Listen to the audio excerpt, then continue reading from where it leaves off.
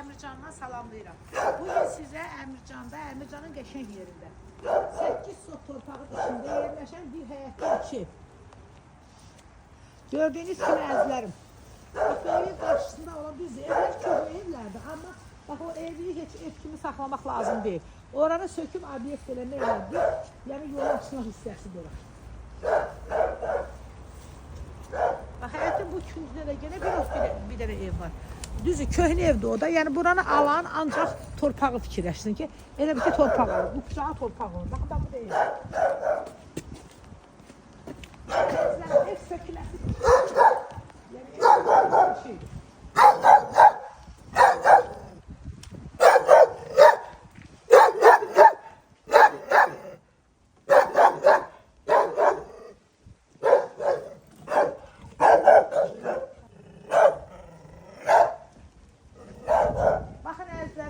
Qeyd etdiyim kimi ev köhnə torpağın qüssəsidir. Baxın, ancaq buranın